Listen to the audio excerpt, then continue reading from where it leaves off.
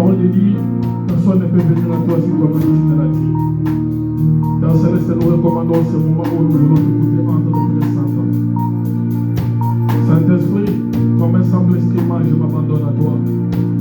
Utilise-moi pour communiquer ta pensée à ton peuple. Et celle de ton nom, Seigneur, puisse être élevé et régner au milieu de nous. Tout ce qui n'est pas de toi, nous le repoussons. Nous neutralisons tout ce qui ne confesse pas ta Seigneur. Dans le nom puissant de notre Seigneur et Sauveur Jésus-Christ, nous avons ainsi prié. Nous disons Amen. On acclame pour le Seigneur.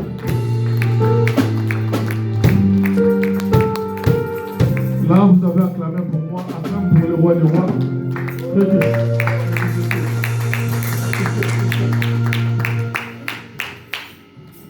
Est-ce que tu peux m'aider à saluer la personne qui est à ta gauche et à ta droite? Ça fait pratiquement une semaine qu'on ne s'est pas vu. Dans la semaine aussi, l'équipe de la semaine aussi, tu n'étais pas là. S'il faut se déplacer, ce n'est pas un problème. Ça fait une semaine pratiquement. La Bible dit, saluez-vous par un sang baiser. Réjouissez-vous dans le Seigneur. Je le répète, réjouissez-vous.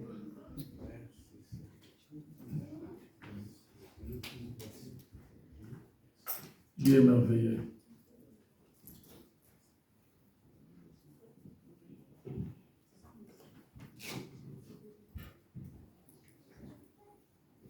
On ne se voit que le dimanche à dimanche. Dans la semaine, on ne te voit pas.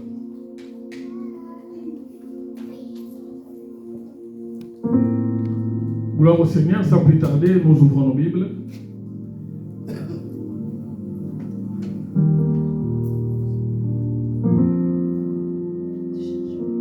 Nous sommes dans le livre de 1 Samuel.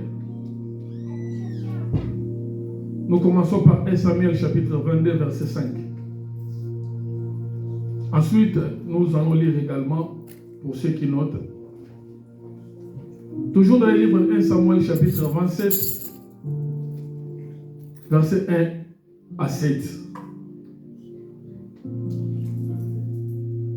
Et enfin, nous allons lire le livre de 1 Samuel toujours.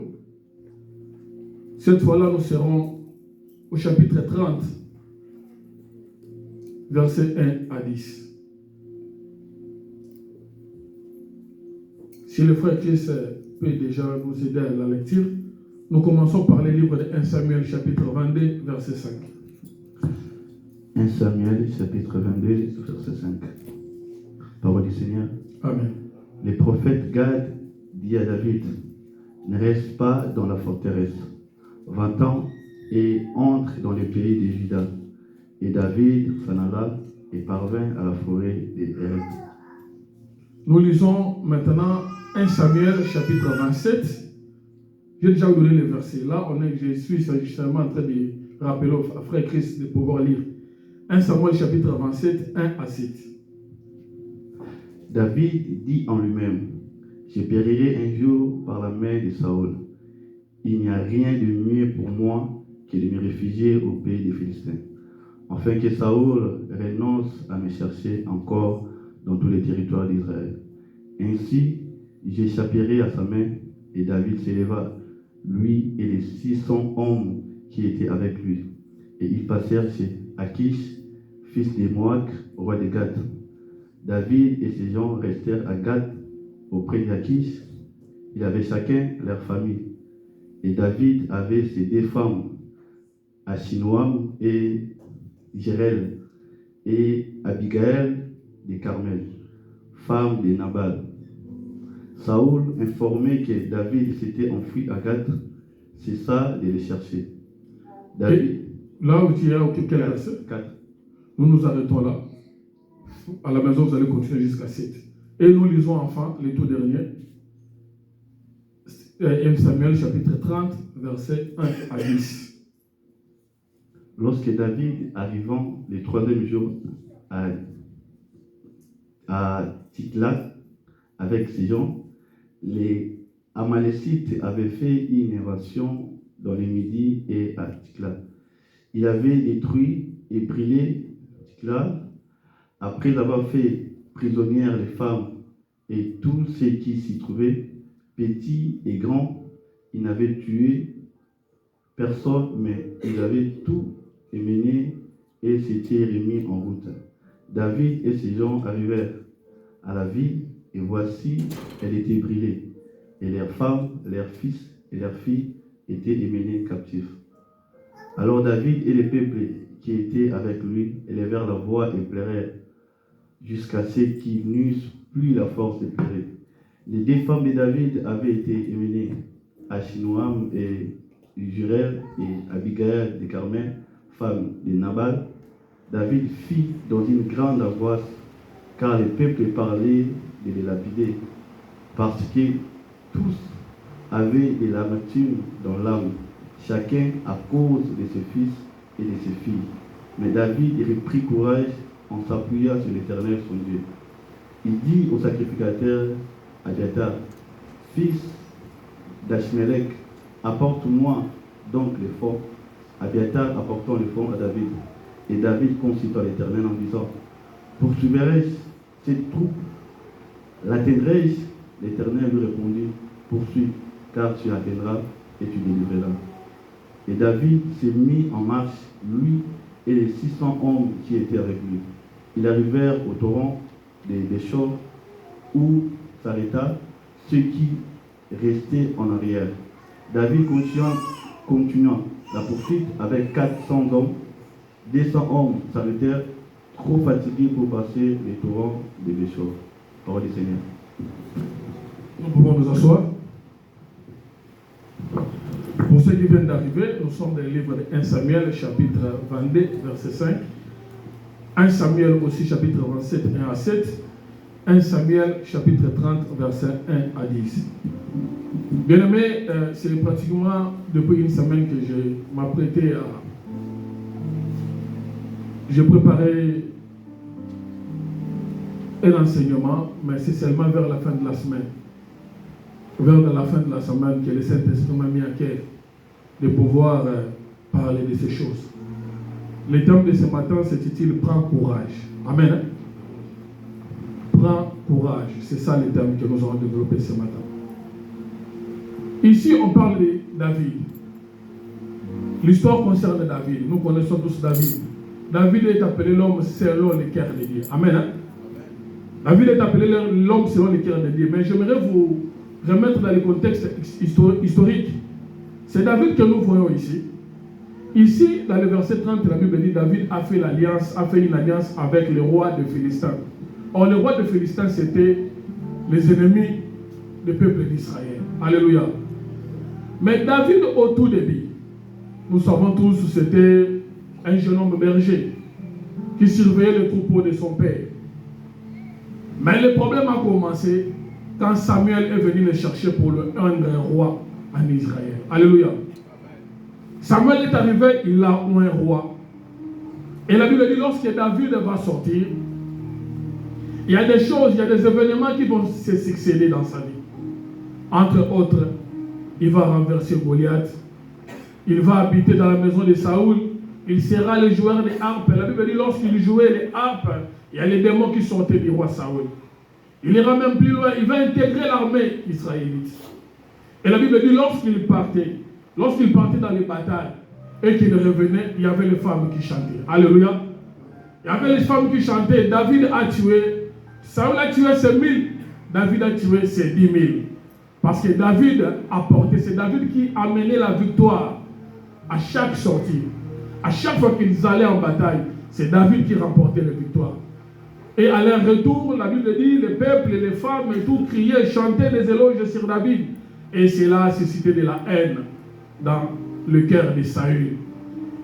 Cela a suscité de la haine dans le cœur de Saül. Saül a cherché, a entrepris des démarches pour pouvoir tuer cet homme de David. Alléluia. Il a cherché, il a commencé à chercher à tuer cet homme de David bien-aimé. Ce n'est pas facile. Un homme qui avait l'onction de Dieu, un homme qui était loin pour régner sur Israël. Voilà que cet homme a commencé à vagabonder. Cet homme a commencé à errer ça et là, à fuir la mort. David, la Bible dit, Saoul les cherchait avec acharnement. David fouillait dans les cavernes, il fouillait dans les montagnes, il fouillait dans les villes voisines. Tout ça pour échapper à la mort de Saoul. Alléluia. Bien aimé, par là, j'aimerais quand même nous dire que la vie chrétienne, c'est vrai, ce n'est pas un long fleuve facile. Amen. Hein? La vie chrétienne, ce n'est pas un long fleuve facile. Ton problème a commencé le jour où tu avais décidé de donner ta vie à Jésus. C'est là où le problème a commencé. Il y a même un dicton mondain qui dit, si tu ne rencontres pas le diable sur ton chemin, c'est que tu fais route ensemble avec lui. Donc quand tu viens à Jésus-Christ, le diable devient directement quoi? Ton ennemi. Amen, amen. Le diable sera là pour susciter des combats, pour te renverser. Bien que tu puisses avoir l'onction, bien que tu puisses avoir l'appel de Dieu, mais il y aura des combats qui vont s'élever. Donc pour dire qu'être un enfant de Dieu, cela ne nous épargne pas des difficultés dans la vie. Alléluia. Être un enfant de Dieu, cela ne nous épargne pas des combats, de l'adversité, de l'opposition, bien aimé. Tout enfant de Dieu, qu'il le veuille ou non, ça c'est une affaire inhérente dans la vie d'un enfant de Dieu. Le combat, l'adversité. Regardez cet homme de David. Il est loin. Dieu l'a appelé. Mais la Bible dit quoi? Le combat se sont levés. Auprès des siens, le combat se sont levés, bien aimés. Nous sommes tous passés par là. Il y a des gens, il y a même Élie, entre autres pour ne citer que cela. Il y a Élie, l'homme à travers qui l'Éternel parlait, mais à un moment donné, il a commencé à fuir Jézabel, parce que Jézabel tuait les prophètes en Israël. Vous avez remarqué que même Élie est obligé à un moment donné de commencer à fuir. Donc pour dire que la vie de Dieu, la vie d'un enfant de Dieu ne t'épargne pas, bien aimé, des combats, ne t'épargne pas, n'exclut pas les adversités dans ta vie. Voilà pourquoi le Seigneur va dire, les malheurs entendent souvent les justes. Alléluia. Les malheurs atteignent souvent les justes. Mais l'Éternel, Dieu fait quoi? La délivre toujours. Donc les malheurs sont là. Et toi qui es appelé juste, les malheurs vont arriver d'une manière ou d'une autre, bien aimé. Même auprès des siens, même au sein de ta famille, il y a des combats qui vont s'élever, bien aimé. Je me rappelle quand, parce que moi je suis né dans une famille catholique. Une famille catholique, il y a ma mère qui était une fervente légionnaire. Une fervente légionnaire et tout. Elle était même catéchiste, il y a mon père également. Mais le problème est que quand nous avons commencé, quand je commençais à comprendre les choses, dans la maison, il n'y avait pas une Bible. Alléluia. On allait, j'accompagnais ma mère, elle passait des heures devant la statue de Marie. Elle s'agenouillait devant, elle passait des heures. Moi aussi, j'étais là.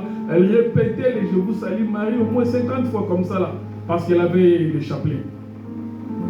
Et ce n'est que lorsque je suis rentré, j'ai trouvé une Bible en lambeaux. Amen. Hein?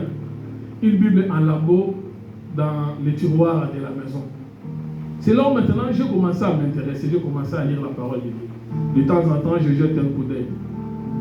Et j'ai commencé maintenant à trouver certaines choses, ou bien certaines pratiques, amen, qui étaient faites dans l'église, mais qui ne se conformaient pas à la parole. Amen, amen.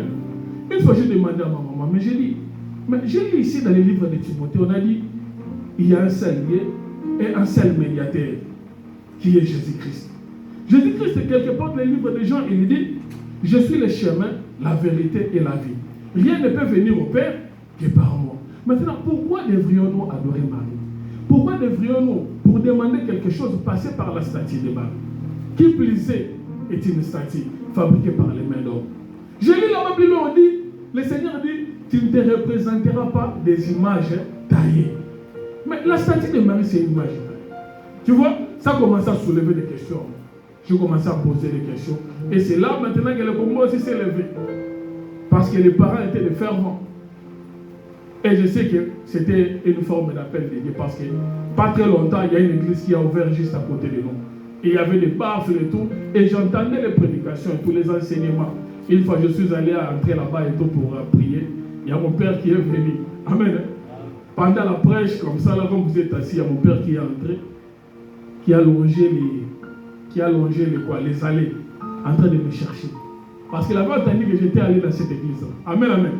Donc je me demande, certainement ce jour-là, il y a le prédicateur qui avait dit certainement, ils se sont dit que les démons que nous chassons, c'est ce monsieur-là qui vient d'entrer. Il rentre bonnement, il regarde là en train de siffloter. Pendant qu'on était en train de prêcher, il cherchait dans les couloirs, il me voit demain là-bas. Il vient là où j'étais, il m'a pincé l'oreille. Amen. Il a commencé à ressortir avec moi.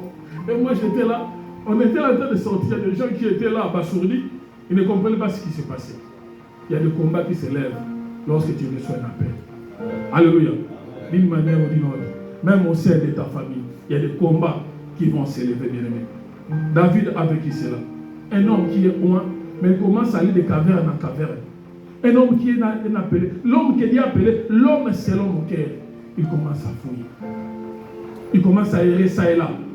Mais ce qui est intéressant ici, c'est quoi? Dans le verset 7, où nous venons de lire tantôt là, la Bible dit ceci, écoutez. David dit en lui-même, il dit en lui-même, je périrai un jour par la main de Saoul. Il n'y a rien de mieux pour moi que de me réfugier au pays des Philistins. Vous avez vu, à cause de la paix, David a pris une résolution qui ne va pas rendre gloire à Dieu. Alléluia. À cause de la paix. Lui qui était loin, lui qui avait l'onction, donc certainement, il commençait à se poser même des questions sur cette onction. Parce que l'épée était toujours derrière lui. Il dit, un jour je finirai par périr. Je dois faire quoi? Je dois me rendre auprès des Philistins. Pour faire alliance avec qui? Avec les Philistins. Or les Philistins, c'était les ennemis de qui? D'Israël. Donc David, à cause de la paix, est allé faire alliance avec un peuple que son peuple combat. À cause de quoi? De la paix. Bien aimé, il y a certaines choses qui peuvent t'arriver aujourd'hui. Tu peux vivre certaines choses, certaines adversités. Suite à la paix, tu peux prendre des décisions, bien aimées, qui auront des conséquences fâcheuses après. Alléluia. Tu peux prendre des décisions qui auront, bien aimé. Parce que nous avions lu dans les livres de 1 Samuel chapitre 22. L'Éternel avait dit à David, il y a David au travers le prophète Nathan, il lui demande de rester où ça? À Gila. L'Éternel lui demande à David de rester à Gila. Amen. Hein? Mais David de lui-même, à cause de la paix, il a commencé à errer ça et là. Bien aimé, là où Dieu t'envoie, reste là-bas. Même si les choses ne marchent pas, il y aura une voie de sortie. Amen, amen. C'est parce que c'est là où le Seigneur t'envoie. Quand tu te retrouves dans un endroit où l'Éternel t'envoie et que l'adversité s'élève, bien aimé, ne pars pas, reste là parce qu'il a dit cela. Dieu a dit cela, bien aimé. Dans la Bible, il y a des gens qui ont quitté des endroits qui étaient des endroits où Dieu leur avait envoyé. Même Abraham, la Bible dit, l'Éternel lui dit, quitte ton pays, va dans le pays où je t'indiquerai. Là-bas, tu vas t'installer. La Bible dit, lorsque Abraham arriva dans les lieux où l'Éternel avait indiqué, amen, il a manifesté la foi, il a exprimé la foi. Mais quand il arrive dans ces lieux-là, la Bible dit, il trouva la famille. Alléluia. Il trouva la famille. Mais quand tu trouves la famille, consulte la personne qui t'a demandé de t'y rendre. Alléluia. Consulte la personne. Mais comment expliquer que je trouve la famille? Mais la Bible dit quoi? Abraham a fait quoi? Puis Sarah, il quitta les lieux où le Seigneur lui avait indiqué. Il retourna où ça? En Égypte. Amen, amen. Et lorsqu'il s'est retrouvé en Égypte, qu'est-ce qui s'est passé là-bas? Il cumula péché sur péché. Nous lisons le livre d'Ésaïe. Ésaïe chapitre 30. Bien aimé, la peur nous fait prendre des décisions qui ne rendent pas gloire à Dieu. Et nous voyons ici, à cause de la peur, David va faire alliance avec les ennemis d'Israël.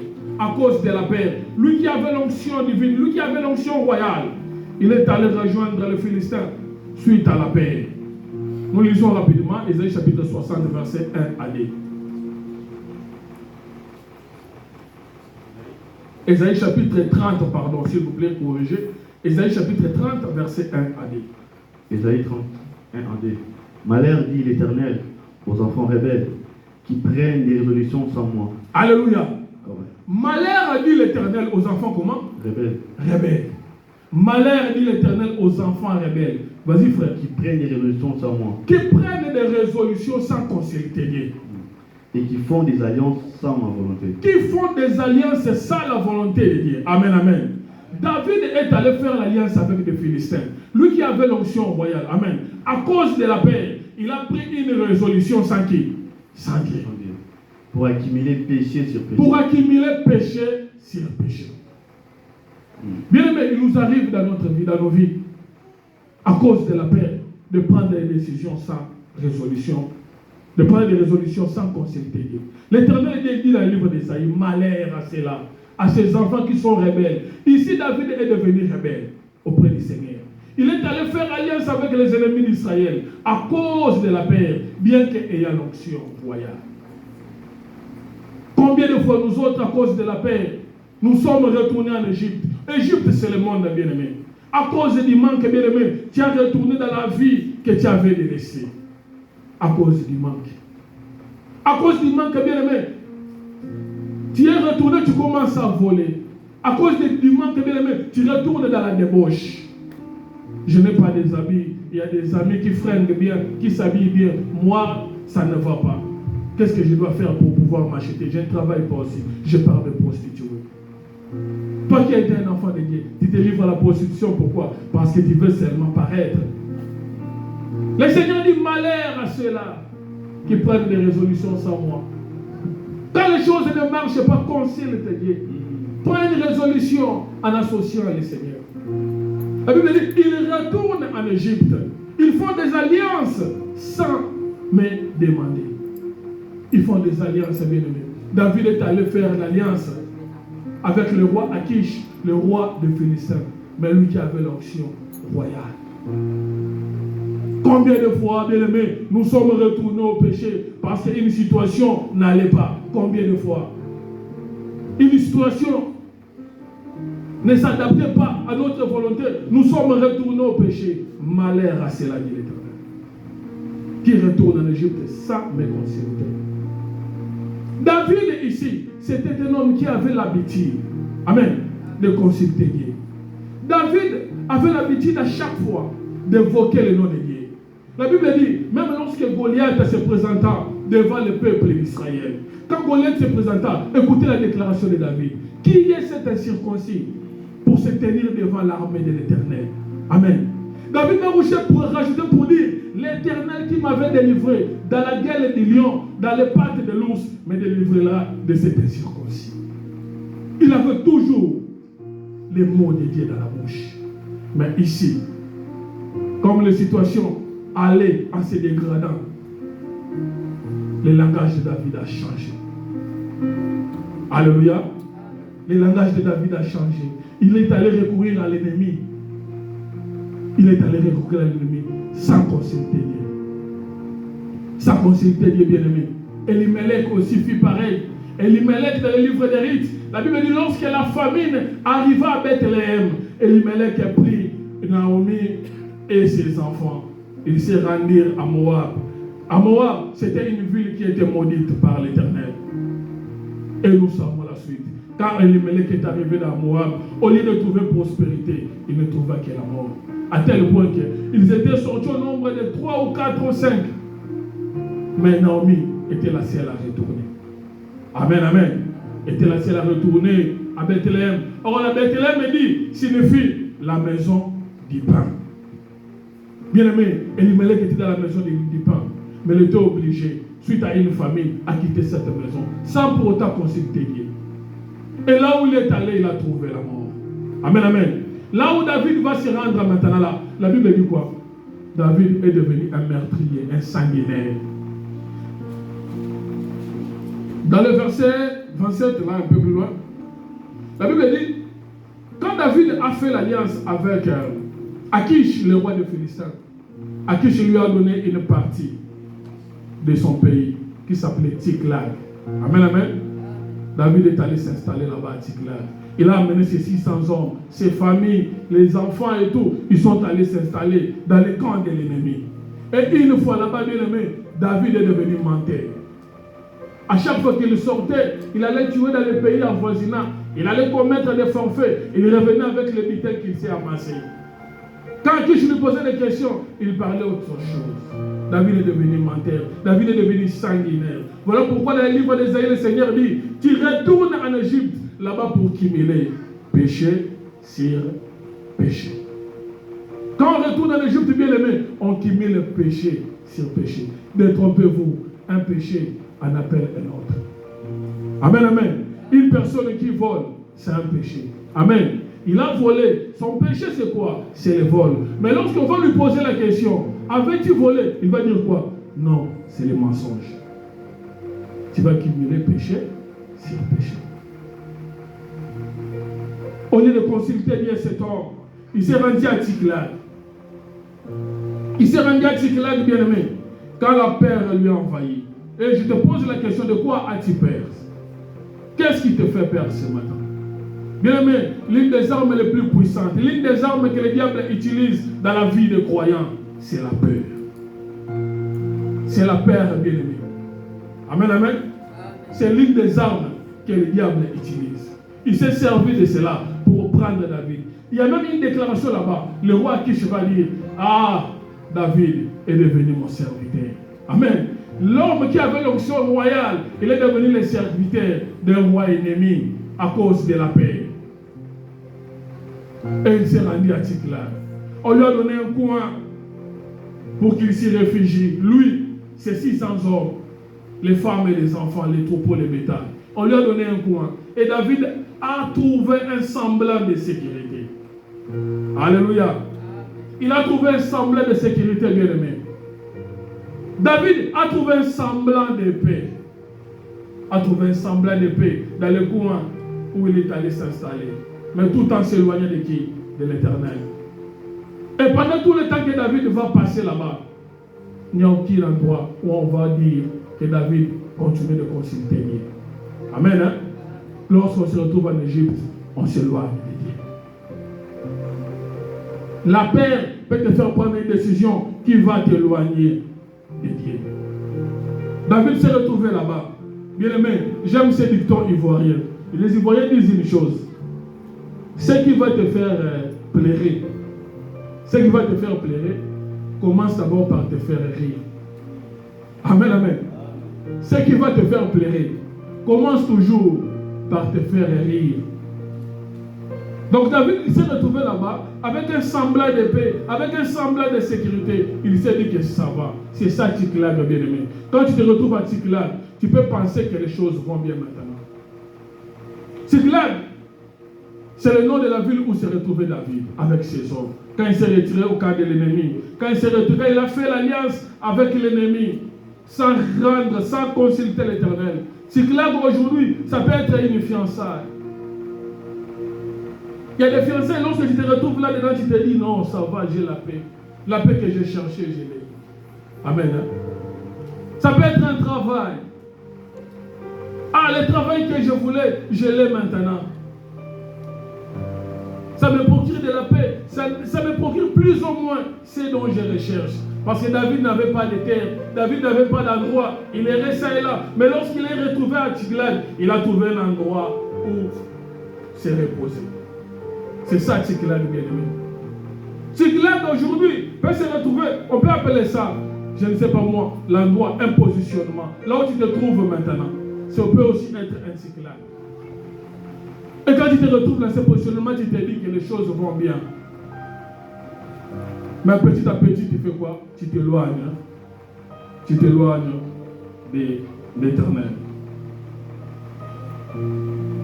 Tsiklag peut te montrer un semblant de sécurité. Tsiklag peut te montrer un semblant de sécurité. Tu peux te dire que les choses vont bien. Or, Tsiklag t'éloigne de Dieu malgré ton onction. Amen. Hein? Ça t'éloigne de Dieu malgré l'onction. C'est comme le fils prodigue. Le fils prodigue ici, l'enfant prodigue qui avait demandé les richesses. Il dit à son père, donne-moi mes richesses, donne-moi mon héritage pour que je m'en aille. Je suis assez grand pour vivre de moi-même. La Bible dit, on lui donna la part de l'héritage. Et lorsqu'il s'en est allé, il a dilapidé cet héritage-là. Et là-bas, là où il était, il est devenu misérable. Amen, amen. Il est resté fils, mais il a perdu la communion. Il s'est retrouvé loin du Père. Alléluia. David, il avait toujours l'onction, mais il avait perdu la communion. Tsiklag, bien-aimé, fera en sorte que tu deviennes lourd. Lourd spirituellement, tu n'arrives même plus à t'élever dans la prière. Tu deviens lourd spirituellement et tu n'es plus à l'écoute de Dieu. Cet homme qui avait de temps en temps, qui était de temps en temps à l'écoute du Seigneur. Mais le fait pour lui de se retrouver à Tsiklag, le fait pour lui de se retrouver dans ce confort-là que le diable lui a montré, lui a miroité, qui lui a procuré de la paix, qui lui a procuré la sécurité, mais c'est juste pour un moment, c'est juste pour un temps. Amen, amen. C'est juste pour un temps, bien-aimé. Parce que par la suite, la Bible dit quoi? Lorsque David est sorti, à son retour, là nous sommes maintenant dans le livre de 1 Samuel, chapitre 30. Lorsque David arriva, là il était toujours à Tsiklag. Amen. Il s'est éloigné de Dieu, il s'est déconnecté complètement de Dieu. Il s'est déconnecté complètement de Dieu. David est devenu comme un citoyen lambda. David est devenu comme une personne lambda, alors qu'il avait l'onction royale. Il a oublié toutes ces choses-là. Des fois, lorsque nous nous retrouvons dans la vie de péché, nous nous retrouvons que nous oublions nous-mêmes. Nous oublions que nous sommes des enfants de Dieu. Des fois, nous nous retrouvons dans ces choses-là. À cause peut-être de la paix que cela est en train de nous procurer. Tu es à l'aise. Ça te met à l'aise, ça te fait du bien.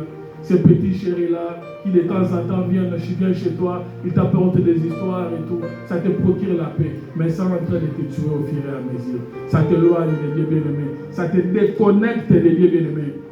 Alléluia. David, l'homme selon le cœur de Dieu, il s'est déconnecté complètement de Dieu. Nous lisons un livre rapidement. 1 Samuel chapitre 23, 10 à 12, je lis. Là, je voulais seulement montrer la communion qu'il existait entre David et Dieu. Écoutez ce que la Bible dit. 1 Samuel chapitre 23, verset 10 à 12, je lis. 10 à 12. Écoutez ce que la Bible dit. Je suis. Et David dit, David ayant eu connaissance du mauvais dessein que Saül projetait contre lui, dit au sacrificateur Abiatar, apporte l'éphod. Et David dit, Éternel, Dieu d'Israël, ton serviteur apprend que Saül veut venir à Keïla pour détruire la ville à cause de moi. À cause de moi. Les habitants de Keïla me livreront-ils entre ses mains? Ici, David était encore à bon terme. Alléluia. Alléluia. Ici, David était encore à bon terme, mais il n'était pas encore à Tsiklag. Amen. Hein? Ici, David était en communion avec l'Éternel. Regardez comment est-ce qu'ils échangeaient avec lui. J'aimais l'échange, j'aimais la conversation. Un homme qui a échangé à ce niveau-là est arrivé à oublier Dieu, c'est triste. Il dit, les habitants de Keïla me livreront-ils entre ses mains? Saül descendra-t-il contre ton serviteur, comme ton serviteur l'a appris? L'Éternel d'Israël daigne le révéler à ton serviteur. Et l'Éternel répondit, il descendra. L'Éternel a répondu à David. David est allé encore plus loin. Il dit encore, les habitants de Keïla me livreront-ils, moi et mes gens, entre les mains de Saül? Et l'Éternel répondit, ils te livreront. Amen, amen. L'Éternel est en train d'échanger avec David. Un homme qui avait cet échange avec Dieu. À cause de Tsiklag, il s'est éloigné de Dieu. Il a perdu cette qualité d'entretien. Il a perdu cette qualité de communion, bien-aimé. Combien de personnes, ils avaient cette position-là. Ils avaient cette qualité d'entretien avec Dieu aujourd'hui. Ils ne l'ont plus. Combien de personnes priaient lorsqu'ils étaient là où ils étaient, je ne sais pas moi en Afrique, je ne sais pas moi en Asie, partout ailleurs.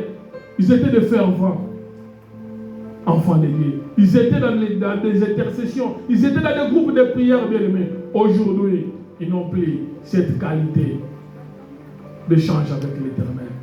David s'est retrouvé à Tsiklag. Il s'est déconnecté complètement de Dieu. David est devenu un menteur. David est devenu un sanguinaire. Un sanguinaire. Tsiklag, bien-aimé, te fera accumuler péché sur péché. Tsiklag, bien-aimé, te fera perdre la direction divine. Alléluia. Parce que ici, dans l'entretien qu'il y a eu entre l'Éternel et David, David cherchait tout simplement la direction. À chaque fois qu'il voulait entreprendre quelque chose, il ne le faisait pas sans Dieu. David consultait Dieu, Dieu lui fait ça. J'ai aimé. Amen, amen. David demande à Dieu, est-ce que Saül va venir? Dieu lui dit, il va venir.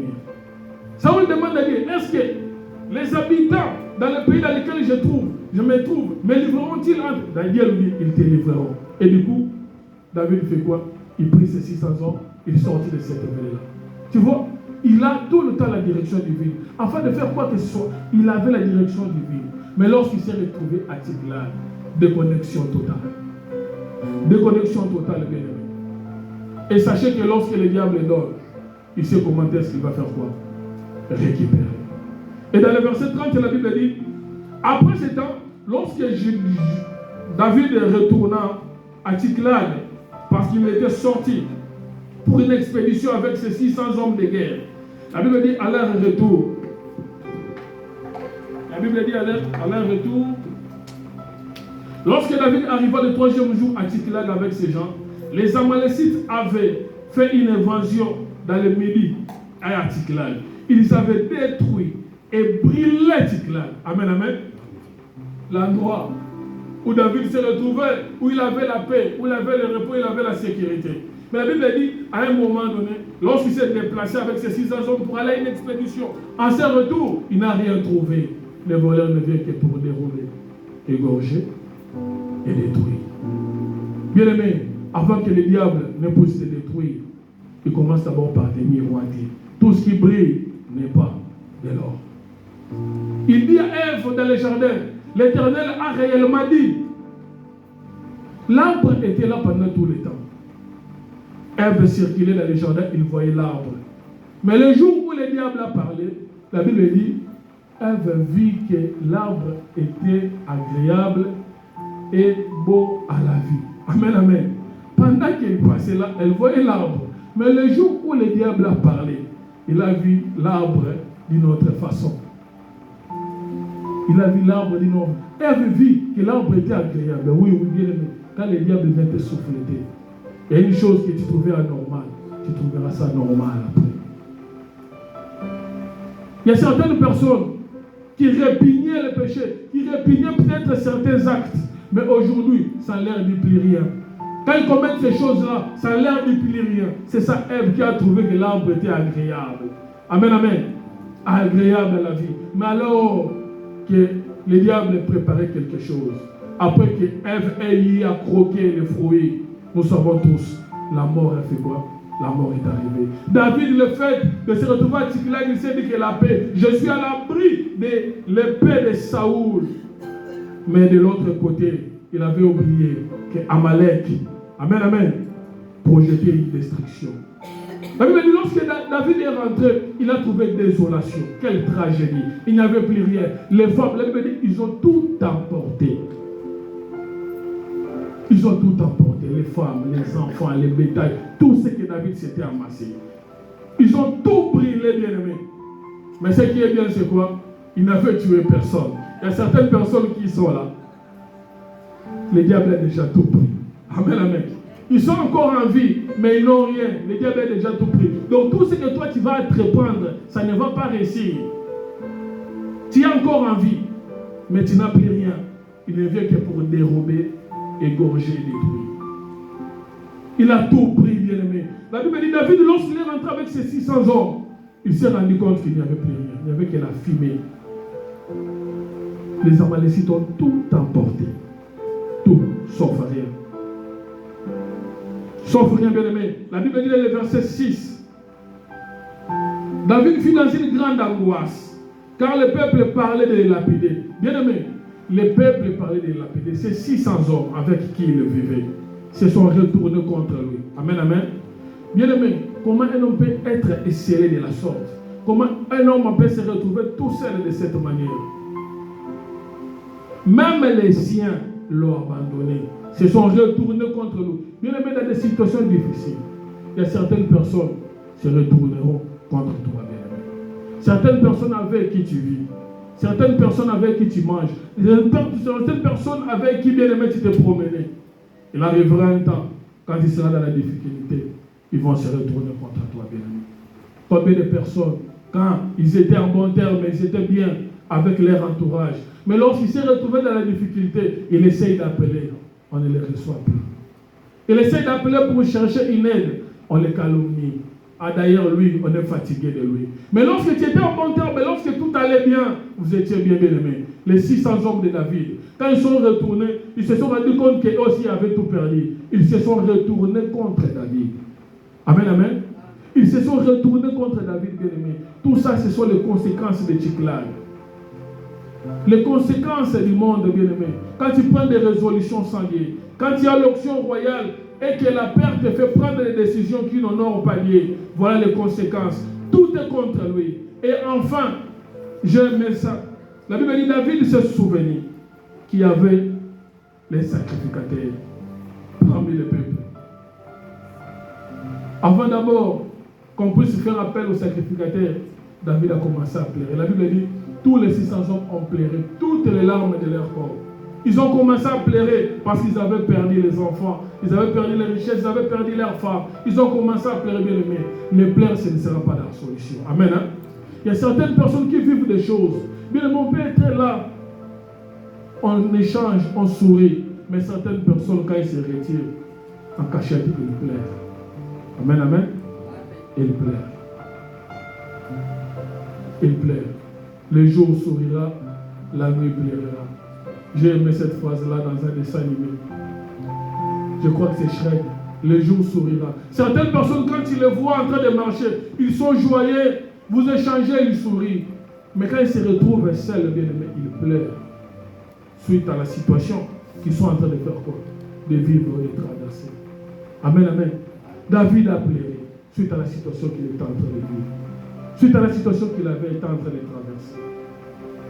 On peut être là, bien aimé. D'une manière ou d'une autre, nous avons pleuré. Tu regardes la situation de bout en bout, tu te dis non, ça me dépasse. Et tu fais couler les larmes. Amen. Bien aimé, faire couler les larmes n'arrangera rien. Alléluia. Faire couler les larmes, bien aimé, n'arrangera rien du tout. N'arrangera rien. Regarde cet homme de David qui est abandonné. Même ses propres troupes, ses propres soldats se sont levés contre lui. Pourquoi contre lui? Parce que c'était lui le leader. Amen. C'est ça aussi le leadership. C'était lui le leader. Alors que David aussi a perdu, la Bible dit, ces deux femmes aussi étaient déportées. Mais ces 600 hommes, ils se sont dit non, on doit tuer David. On doit tuer David, bien-aimé. Parce que c'était lui le leader, bien-aimé. Qu'est-ce que tu fais? Je me rappelle de mon histoire. À un moment donné de ma vie, j'ai traversé des moments, des périodes très difficiles. À tel point que je n'avais pas d'endroit où habiter. Amen, amen. Il y avait ma femme qui avait notre fils aîné, qui est allé vivre pendant ce temps, pendant que j'étais au chômage, pendant qu'il n'y avait rien, je cherchais le travail, le boulot, tout ça, c'était très difficile. Moi, je me suis retiré auprès de ma tante.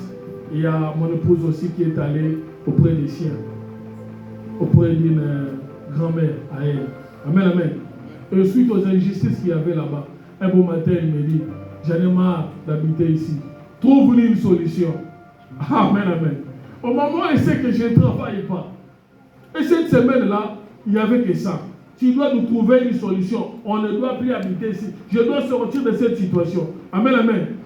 Tu n'as pas le choix. C'est toi le leader. Amen, amen. Les gens se sont levés contre David. Nous allons te tuer, c'est à cause de toi. C'est le leadership, bien aimé. À un moment donné, tu dois prendre les choses à main.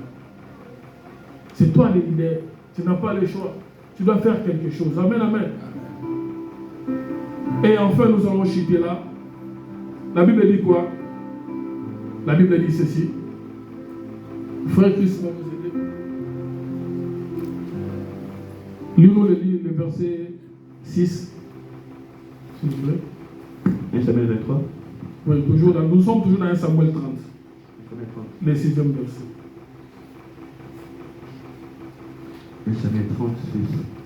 David fit dans une grande angoisse, car les peuples parlaient de les lapider, parce que tous avaient de l'amertume dans l'âme, chacun à cause de ses fils et de ses filles. Mais David reprit courage, s'appuyant sur l'Éternel son Dieu. Amen, amen. Voici les résolutions que David prit. Quand les choses ne marchent pas, la Bible dit David reprit courage. C'est ça le terme qu'on a parlé ce matin. Reprends courage. David fait quoi? Reprit courage. Face à l'adversité, face à la situation qui était chaotique, bien aimé, il n'est pas resté les bras croisés. La Bible dit David reprit courage consultant l'Éternel. On nous lit rapidement les livres des Proverbes, chapitre 24, verset 10. David reprit courage, bien aimé. Lève-toi quand les choses ne marchent pas. Lève-toi quand la situation, bien aimé, que tu vois que ça ne se présente pas telle qu'elle devrait. Lève-toi. Proverbe chapitre 24, verset 10. Proverbe 24.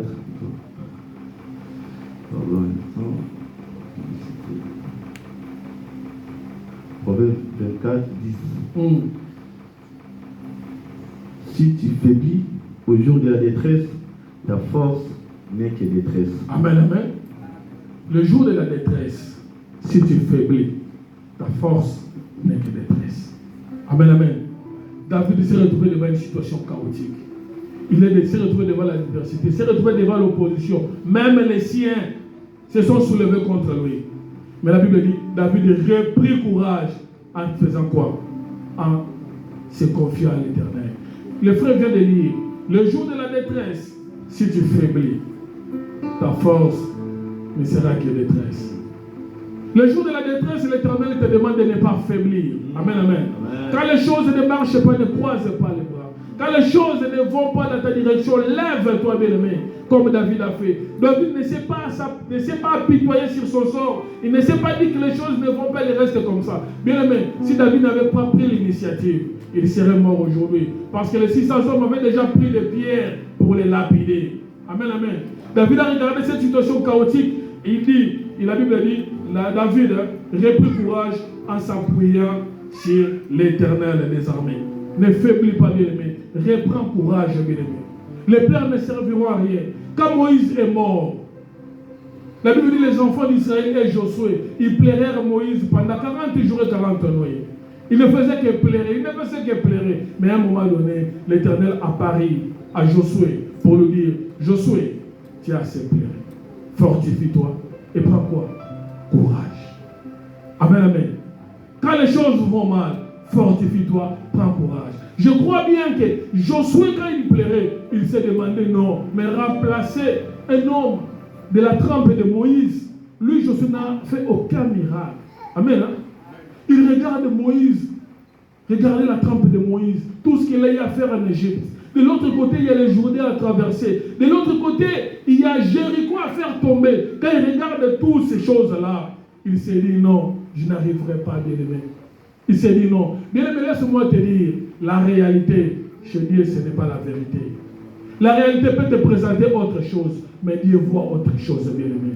David, comme Pierre, lorsqu'il est sorti de la barque, il a commencé à marcher sur l'eau parce que le Seigneur lui avait demandé de venir. Il est sorti, il a commencé à marcher. La Bible dit, lorsqu'il regarda là où il se trouvait, Pierre a commencé à faire quoi? À sombrer. Pierre a commencé à couler. Pourquoi? Parce qu'il a regardé les circonstances. Amen, amen. Ne regarde pas les circonstances, bien-aimé. Fortifie-toi, prends courage. Qu'est-ce qui ne va pas présentement dans ta vie? Dieu est en train de parler à une personne ce matin qui est dans le tourment, qui les choses ne vont pas telles qu'il les souhaite. Le Seigneur est en train de te demander de te fortifier et de prendre courage. Il te montre un homme qu'on appelle David, l'homme qui avait l'onction royale, l'homme qui est changé, qui avait une qualité d'échange avec l'Éternel. Lorsqu'il a sombré, la Bible dit qu'il s'est relevé, il s'est fortifié. Il n'a pas considéré les situations dans lesquelles il s'est retrouvé. Il n'a pas considéré les problèmes bien-aimés qu'il était. Il n'a pas considéré la situation difficile dans laquelle il était. Il s'est fortifié, il s'est relevé. Relève-toi, bien-aimé. La Bible dit dans le livre d'Ésaïe, chapitre 60. Lève-toi, sois éclairé. Lève-toi, bien-aimé. Lève-toi. Les choses ne marchent pas. Lève-toi, bien-aimé. Ne reste pas assis. Sinon, tu seras lapidé, bien-aimé. Parce que les 600 hommes étaient prêts, bien-aimé, à faire mourir David. Mais David, la Bible dit, il s'est confié à l'Éternel, bien-aimé. Il n'a pas regardé les conditions. Il n'a pas regardé les situations, bien-aimé. Ne regarde pas les informations, bien-aimé. Les informations vont altérer ta foi. La Bible dit, nous ne marchons pas par la foi, nous ne marchons pas par la vie, mais nous marchons par la foi. Amen, amen. La foi, c'est la démonstration des choses qu'on ne voit pas. Le diable peut te montrer la réalité, mais toi, vois à ce que Dieu t'a dit. Amen, amen. Regarde ce à quoi Dieu t'a appelé. Regarde par où tu es venu. Regarde l'endroit où tu te trouves. Bien aimé, si tu ne vois pas là où tu vas, regarde au moins là d'où tu viens. Regarde les victoires que Dieu t'a accordées par le passé. Tu t'es retrouvé dans des situations fâcheuses. Tu t'es retrouvé dans des situations difficiles. Dieu t'a sorti de là, bien aimé. Rien qu'à partir de cela, fortifie-toi et prends courage. Dans l'endroit où tu te trouves maintenant, il y a certaines personnes qui prient pour se retrouver dans cet endroit où tu es. Alléluia. Dans l'endroit où tu te trouves maintenant, il y a certaines personnes qui sont dans les montagnes pour se retrouver dans l'endroit dans lequel tu te trouves. Dans l'endroit où tu te trouves maintenant, il y a certaines personnes qui gênent même pour cela. Qui gênent même pour cela. Si tu ne sais pas voir là où tu vas, regarde au moins d'où tu viens. Regarde les victoires que le Seigneur t'a accordées. Bien-aimé, tu t'es retrouvé dans des situations plus difficiles que celles-ci. Tu as des sorties vainqueurs. Tu as vu la main de l'Éternel. David a renversé Goliath, bien-aimé. David a combattu les lions. Il a dit, lorsque un lion attrapait la brebis, j'attrapais le lion et je lui retiré la brebis de la guerre. Qui peut faire ça? Ça, c'était la victoire que David avait. Quand Saoul a demandé à David de décliner son CV, parce que Saoul doutait de David pour renverser Goliath, il dit, dis-moi un peu ce que tu as eu à faire par le passé. David va commencer à dire, je combattis les lions, je combattis l'ours. Amen, amen. Et lorsqu'il disait ça, les yeux de Saoul s'écarquillaient. Amen, amen. Un enfant qui combat lion, donc si que sera mes yeux de renverser. Ne sois pas comme David, bien-aimé. Il a oublié les victoires antérieures à cause d'un défi qui se présente devant. Et ce défi-là qui se présente devant a soulevé la paix à lui et l'a ramené où ça? À Tsiklag, où il allait faire quoi? Il allait finir. Il allait perdre son onction royale. Amen. Écoutez la suite. Nous allons aussi finir là. Écoutez bien aimé. Je disais refuser de considérer les circonstances, car la réalité n'est pas la vérité. Parce que Moïse, à un moment donné, il arrive, le Seigneur lui dit, tu vas hériter Canaan. Va au Canaan, tu trouveras un pays où coule le lait et le miel. Mais la Bible dit, il fut un temps, les enfants d'Israël lui ont dit, non, Moïse, nous ne pouvons pas aller comme ça. Nous allons monter des espions pour qu'ils puissent aller explorer, espionner la ville. Bien aimé, l'Éternel t'a dit, va, entre dans Canaan. Amen. Accapare-toi de Canaan. Mais lui, il a entendu. C'est que les enfants d'Israël lui ont dit, non, Moïse, avons d'abord des espions. Amen. Hein? Lorsque les espions sont allés là-bas, espionner Canaan, ils vont revenir à Moïse et lui dire, effectivement, c'est un pays où coule le lait et le miel. Amen. D'ailleurs, nous avons ramené des raisins. Mais, il y a le fils d'Anak. Vous voyez? Il y a le fils d'Anak. Donc, ils ont considéré, quand Dieu vous avait demandé d'aller là-bas, Dieu ne savait-il pas qu'il y avait des fils d'Anak là-bas? Est-ce que Dieu ne savait pas qu'il y avait des fils d'Anak? Mais Dieu n'a même pas énuméré, Dieu ne vous a même pas dit qu'il y avait des fils d'Anak. Il vous a demandé seulement d'y aller. Mais là, toi, tu commences à regarder les à côté. Et ici, là-bas, on fait ceci. Là-bas, il y a des rejets. Bien aimé, ça ne te regarde pas. Qu'est-ce que Dieu t'a dit, bien aimé? Des fois, le diable nous dit des choses que Dieu ne dit pas. L'autre fois, dans l'exhortation, j'ai dit ici, le Seigneur Jésus-Christ, quand il recevait son baptême, les cieux s'ouvrirent. Une voix se fit entendre pour dire, celui-ci est mon fils bien-aimé. Amen, amen. Mais lorsque le diable va se retrouver avec le même Seigneur Jésus-Christ, va lui dire, si tu es le fils, tu vois, il remet en cause ce que Dieu avait déjà dit. Dieu a déjà déclaré, celui-ci est mon fils. Mais lorsque le diable vient, il lui dit, si tu es le fils de Dieu, c'est ça le diable. Il met en doute ce que la parole de Dieu dit. Qu'est-ce que Dieu t'a dit? Tu as ainsi dit l'Éternel, accapare-toi à ce que Dieu t'a dit. Amen, amen.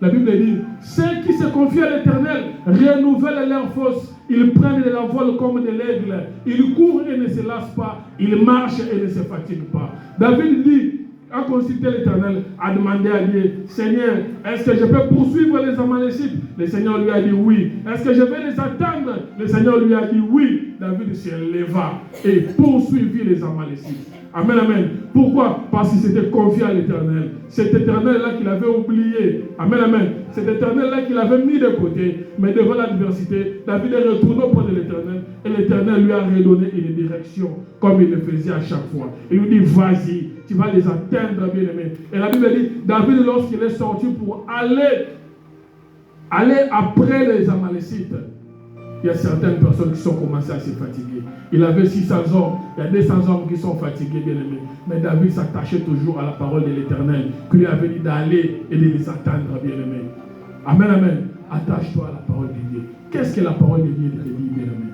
Ne regarde pas les réalités, ne regarde pas les circonstances, bien aimé. Dieu va se manifester dans cette situation. Si cette situation t'arrive, bien aimé, ne croise pas les bras. Développe l'écoute de l'Éternel.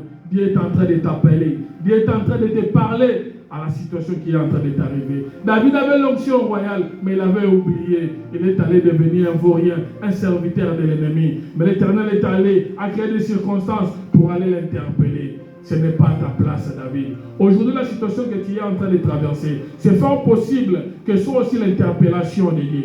Amen, amen. Tu sais là où tu... Moi, je ne sais pas. Où est-ce que tu es, par où tu es passé? On s'est retrouvé ici. Mais Dieu a commencé avec toi par, je ne sais pas moi, plus loin en arrière. Moi, je n'étais pas, je ne savais même pas qu'on allait se rencontrer ou bien se connaître. Amen, amen. Il t'a fait remporter des victoires. Aujourd'hui, tu t'es éloigné de lui. Tu vis à Tsiklag. Les Amalécites se sont levés. Dieu est en train de t'appeler. Prends conscience, bien-aimé. Fortifie-toi, lève-toi. Amen. Dieu est en train de parler à quelqu'un qui ce matin. Lève-toi, bien-aimé. Fortifie-toi. Prends courage, bien-aimé. Appuie-toi à la parole du Seigneur. Qu'est-ce que Dieu te dit par rapport à la situation que tu es en train de vivre? La réalité, ce n'est pas la vérité. Amen. Hein? Nous acclamons pour le Seigneur.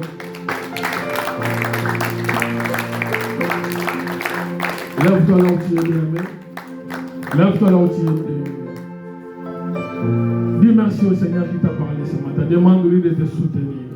Dis-lui, Seigneur, je reviens. Comme le fils prodigue, lorsqu'il s'est rendu compte qu'il n'avait plus rien, il est retourné auprès du Père.